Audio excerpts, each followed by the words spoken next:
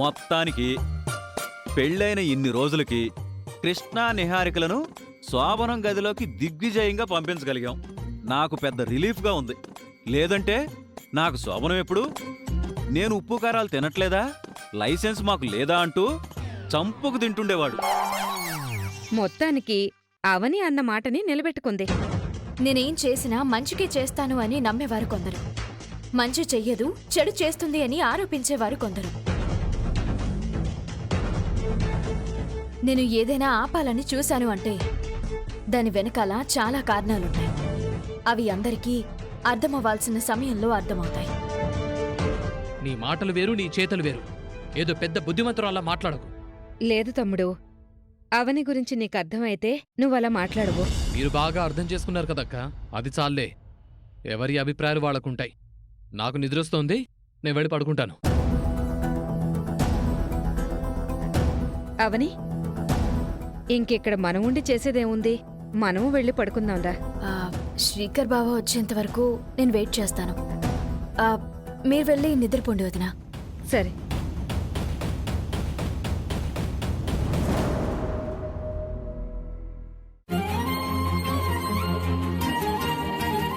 బావ ఇంకా రాలేదేంటి?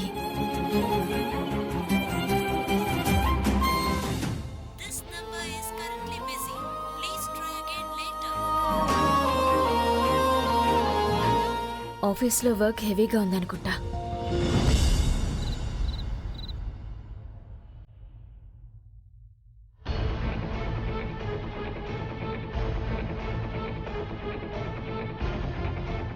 అమ్మా నాన్న, అమ్మా నాన్న, అమ్మ తలుపు తీయండమ్మా. కృష్ణ కదండి? అవును వేద. అమ్మా ఇప్పుడెందుకు వచ్చాడు? తొందరగా తలుపు తీయండి.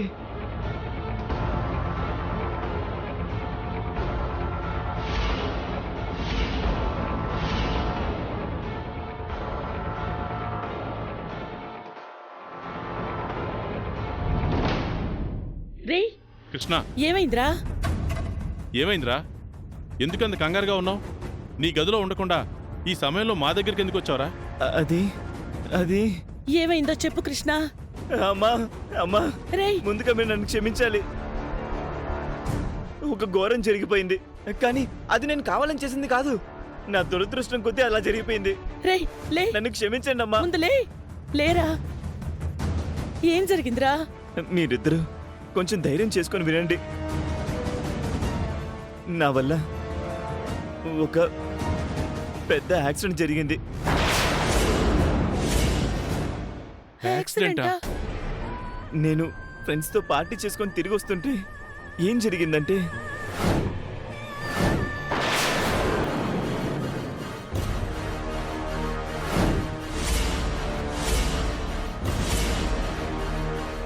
ఎంత పనిచేసావు కృష్ణ?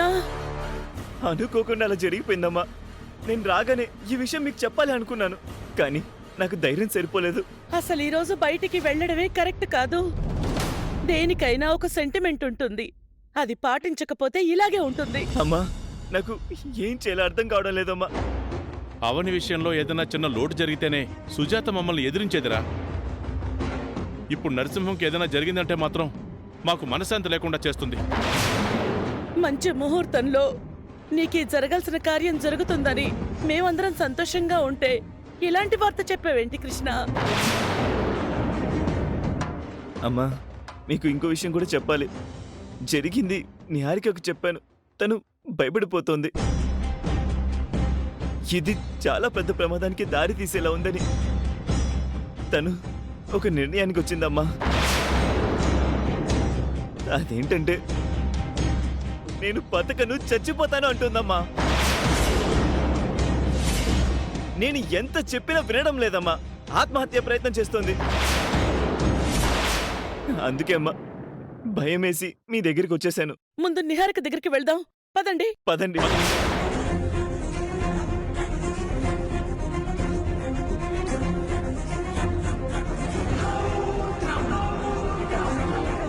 నిహారిక, నిహారిక, నిహారిక, నిహారిక తలుపు తీ. నిహారిక, అమ్మా ఇందాక నేను వచ్చినప్పుడు డోర్ తెరిచే ఉంది. అయ్యో ఇప్పుడు లోపల గడిపెట్టి ఉంది. అంటే అప్పుడే సూసైడ్కి ప్రిపేర్ అయిపోయిందా? అయ్యో భగవంతుడా, మా మొదటి రాత్రి నాడే ఇలా జరగాల. నిహారిక నిహారిక నిహారిక అమ్మా, నిహారిక నిహారిక! నిహారిక తలుపు తీయమ్మా. నిహారిక ఎలాంటి అగాయిత్యం చేసుకోవద్దమ్మా. సమస్యకు పరిష్కారం ఆలోచిద్దామమ్మా. నిహారిక నువ్వు లేకుండా నేను ఉండలేను నిహారిక. నీకేదైనా అయిందంటే నేను కూడా నీ దగ్గరికి వచ్చేస్తాను నిహారిక. అలా మాట్లాడు కృష్ణ. అమ్మా నిహారిక, దయచేసి డోర్ ఓపెన్ చెయ్యమ్మా ప్లీజ్. నిహారిక నిహారిక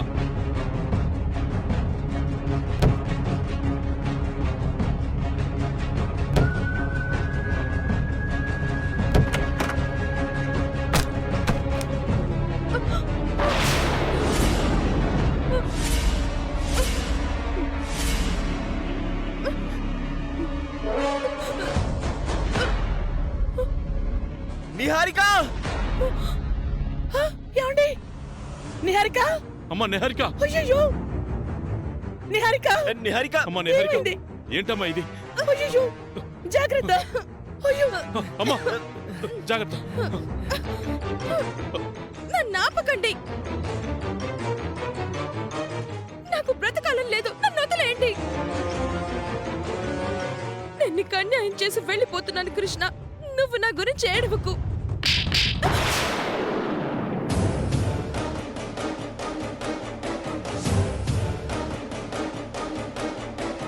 పెద్దవాళ్ళు వచ్చారు కదా, నీ బాధను వాళ్ళకి చెప్పుకుంటే ఏదో ఒక పరిష్కారం చెప్తారు కదా. ఎందుకు ఇంత తొందరపడుతున్నావు? నువ్వు పోతే మళ్ళీ నీలాంటి నిహారిక నా కోసం పుడుతుందా? వేదవతి ప్రసాదరావు గార్ల రెండో కొడుకు జైలుకు వెళ్తే ఎంత తప్పుగా ఉంటుంది. మీ జాతకం కలిసిన కోడలిగా నాకిది ఎంత అవమానంగా ఉంటుంది. అక్కడ పదుళ్ళకి మీ ఆచార వారసుడు కృష్ణ, మీ ఆచార వారసురాల్ని నేను. రేపెప్పుడైనా మేము ఆ ఊరికి వెళ్తే అక్కడ తలెత్తుకుని తిరగగలమా? అందుకే నేను చచ్చిపోవాలనుకుంటున్నాను. దయచేసి నన్ను వదిలేయండి. ఎంతకాలం కలుసున్నాను, ఆ తృప్తి చాలు నాకు. ఇంతే ప్రాప్తం అనుకుంటా. నిహారిక అమ్మా చూడమ్మా ఎలా మాట్లాడుతోందో. ఇప్పుడైతే మనం కాపాడగలిగాం. మరోసారి మనకి తెలియకుండా ఇలా చేసిందంటే మన ఇంట్లో ఒక శవం లేస్తుంది కదా. అలా అనుకు కృష్ణ.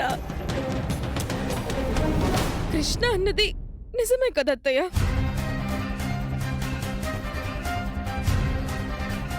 అవమానాన్ని భరించడం కంటే హాయిగా ఈ శరీరాన్ని వదిలేయడమే మంచిది. కావాలంటే నేను చనిపోయిన తర్వాత మీ అబ్బాయికి మీలాంటి జాతకం గల అమ్మాయిని చూసి మరో పెళ్లి చేయండి. అయ్యో ఏయ్ నిహారిక ఏం మాట్లాడుతున్నావు? నా గుండెల్లో నీ రూపం తప్ప మరో రూపం ఉండదు, రాలేదు. మనిద్దరం మా అమ్మా నాన్నల కోసం పుట్టాం. మనం బతుకుండాలి.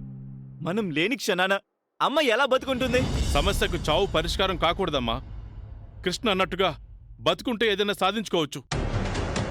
అవునమ్మా, ఒక పెద్ద కష్టం వచ్చినప్పుడు దాని నుంచి ఎలా బయటపడాలో ఆలోచించాలి. ఇదైతే పరిష్కారం కాదు కదా. నరసింహం గారిని యాక్సిడెంట్ చేసింది కృష్ణ అని తెలిస్తే ఆ సుజాత ఊరుకుంటుందా? అక్కకి సపోర్ట్ గా అవని వెళ్లకుండా ఉంటుందా? సుజాత వదిన గురించి తలుచుకుంటుంటేనే భయంగా ఉంది నాన్న. అసలే లేడీ రెబల్ స్టార్. చివరికి పెద్దోళ్ళైన మిమ్మల్ని కూడా లెక్క చేయదు. ఆ విషయం అందరికీ తెలిసిందే కదా. రచ్చ రచ్చ చేస్తుంది. మన కుటుంబ పరువు మర్యాదలన్నీ మంట కలిసిపోతాయి. కృష్ణ మీరేం భయపడకండి. ఈ సమస్యకు పరిష్కారం మేము ఆలోచిస్తాం. కృష్ణ అరెస్ట్ కాకుండా మేం చూసుకుంటామమ్మా. అవునమ్మా, మేమేదో ఒకటి చేసి కృష్ణని కాపాడతాం. నువ్విలాంటి పెద్ద పెద్ద నిర్ణయాలు తీసుకోవద్దు.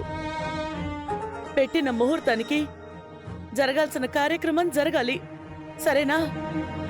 సరేనమ్మా. అత్తయ్య నిజంగానే నా కృష్ణని కాపాడతారు కదా? కాపాడతామమ్మా. పొట్టు పుట్టమ్మా. నిహారిక అమ్మ ఒట్టేసిందంటే అయిపోయినట్టే. అమ్మయ్య, ఇప్పుడు నాకు మనశ్శాంతిగా ఉంది. నాన్న, ఇక మీరు బయటికి వెళ్ళండి. ముహూర్తం దాటకూడదన్నారు కదా. నాన్న, ఇంకో విషయం, ఇది మన మధ్యలోనే ఉండాలి. సరే.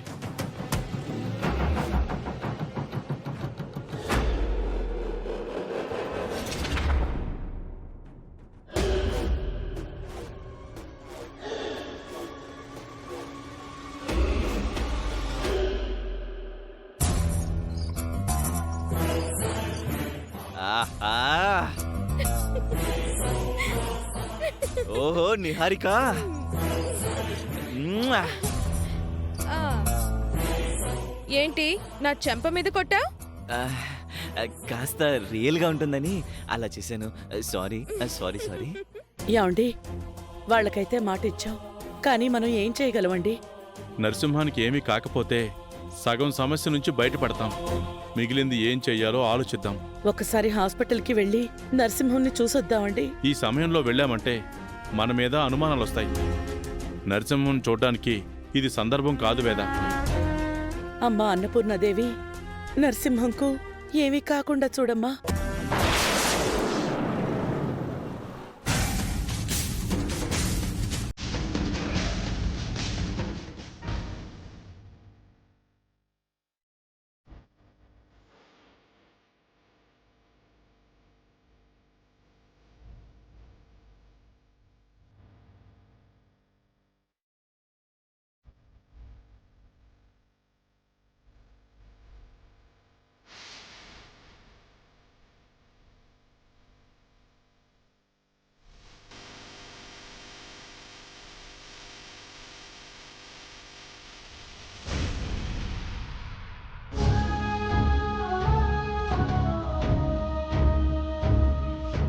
బావింకా రాలేదేంటి?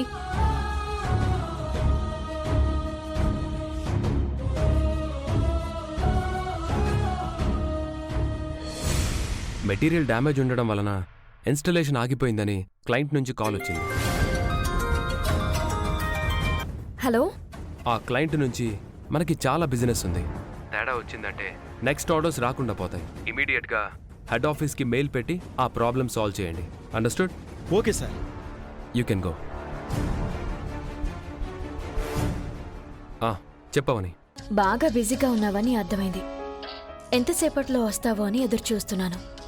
ఆల్మోస్ట్ వర్క్ ఫినిష్ అయింది. ఇంకో 10 minutesలో బయలుదేరుతాను. మాక్సిమం ఒక హాఫ్ అన్ అవర్లో అక్కడ ఉంటాను. సరే బావా. వాళ్ళ శాంతి ముహూర్తంకి ఎలాంటి ప్రాబ్లం రాలేదు కదా? లేదు. అయినా వాళ్ళ గొడవ మనకెందుకు? నువ్వొస్తే మనం అక్క వాళ్ళ ఇంటికి వెళ్ళిపోవచ్చు. త్వరగా రా బావా. ఇక్కడ నాకు చాలా అనీజీగా ఉంది. అక్క వాళ్ళతో కాసేపు టైం పాస్ చేయి. అందరూ నిద్రపోవడానికి వెళ్ళిపోయారు. సరే, నేను వెంటనే బయలుదేరతా. ఉమ్.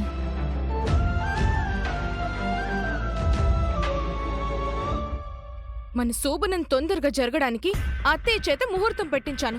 శోభనం ఆగిపోకుండా ఉండడం కోసం అవని అడ్డు తొలగించాను. నేను నానా కష్టాలు పడి పక్కాగా స్కెచ్ వేసి ఇంత దూరం తీసుకొస్తే నువ్వేం చేసావమ్మా?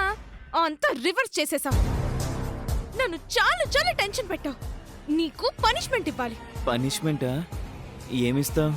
తోడపాశం. తెలుగులో చెప్పు, సంస్కృతంలో నాకు అర్థం కాదు. నేను చెప్పింది తెలుగులోనే. తొడపాసం అంటే అంటే నిహారిక, నీకు జేజమ్మ కనిపించాలి. నిహారిక ప్లీజ్ ప్లీజ్, నా బంగారం కదా, వదిలే ప్లీజ్. ప్లీజ్ నిహారిక. నిన్ను చాలా కంట్రోల్లో పెట్టాలి.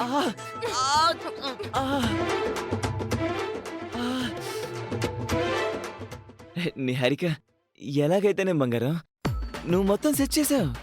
మన ప్లాన్ వర్కౌట్ అయింది. పెద్దోళ్ళిద్దరూ సెంటిమెంట్గా లాక్ అయిపోయారు.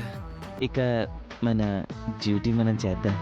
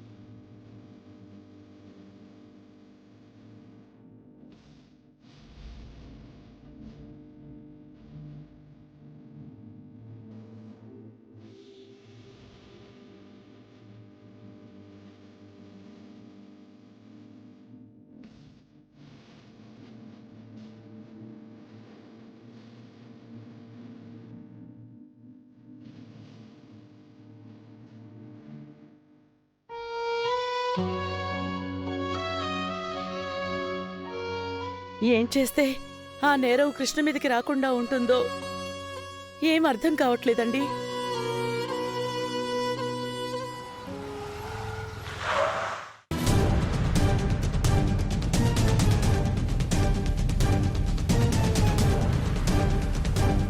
రండి సార్.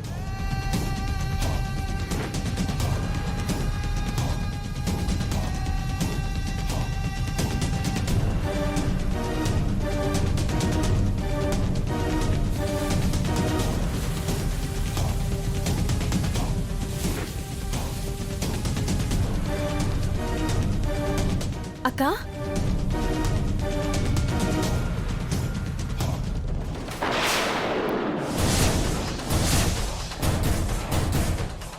అక్కా ఈ సమయంలో వచ్చావేంటి? పైగా పోలీసుల్ని తీసుకుని వచ్చావేంటి? ఈ ఇంట్లో ఒక వెధవ ఉన్నాడు కదా, ఆ వెధవ గురించి వచ్చాను. ఏమైందక్కా? తొందరగా చెప్పు, నాకు కంగారుగా ఉంది. ఇంతకాలం చాలా విషయాల్లో ఈ కుటుంబం మనల్ని ఇబ్బంది పెట్టినా భరించాను. ఇక భరించను, సహించను. ఇంట్లో వాళ్ళందరినీ పిలిచి చెప్తాను, అప్పుడు నీకు అర్థం అవుతుంది. వేదవతి! అక్కా! వేదవతి! అక్కా! అమ్మని పేరు పెట్టి పిలుస్తుంది ఎవరు? ఎవరి గుంతది? రేయ్ కిట్టు! ఒరే కృష్ణ, బయటికి రారా! వామ్మో, సుజాత వచ్చేసింది. నిన్ను ఒరే అని పిలుస్తుంది, అత్తయ్యని పేరు పెట్టి పిలుస్తుంది. ప్రసాదరావు గారు, అందరూ బయటికి రండి. సుజాత వచ్చేసిందండి. ఈ సమయంలో వచ్చి అంత ఆవేశంగా పిలుస్తుందంటే నరసింహమును కృష్ణ యాక్సిడెంట్ చేసిన విషయం తనకు తెలిసిపోయిందేమో. వేదవతి! వేదవతి! అక్కా! ఏం జరిగిందో అర్థం కాక నాకు చాలా భయంగా ఉంది. చెప్పు, ఏమైంది? అందరూ వచ్చాక చెప్తానని చెప్పాను కదా, నువ్వు కాసేపు ఆగు. రే కిట్టుగా! ఆ అరుపులు సుజాతవే. పదండి. ఈ సమయంలో ఎందుకు వచ్చుంటుంది? చూద్దాం పద. నువ్వు వస్తావా లేదంటే నీ శోభనం గదిలోకి పోలీసుల్ని పంపించమంటావా? రారా తొందరగా. ఆ సుజాత గావు కేకలు నా పాలిట చావు కేకల్లా వినబడుతున్నాయి. డౌట్ లేదు కృష్ణ, నువ్వు చేసేసిన యాక్సిడెంట్ విషయం ఆవిడికి తెలిసిపోయింది, అందుకే పోలీసులతో వచ్చింది. అయితే మనం బయటికి వెళ్ళక తప్పదంటావా? వెళ్ళకపోతే పోలీసులు వచ్చి తలుపు కొడతారు. నాది మామూలు బ్యాడ్ టైం నడవట్లేదు కదా, ఏం చేస్తాం? వెళ్దాం పద.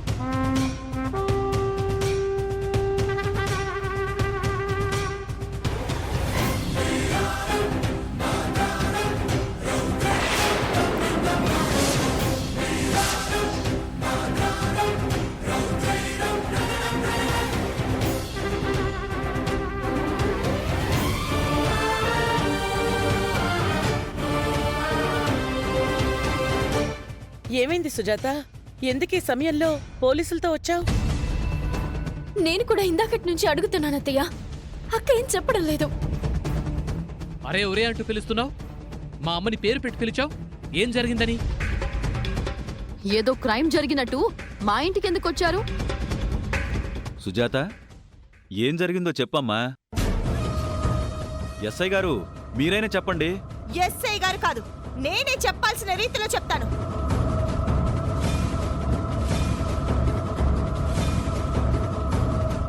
అదిగో వస్తున్నాడు కదా, కాసేపు ఆగండి.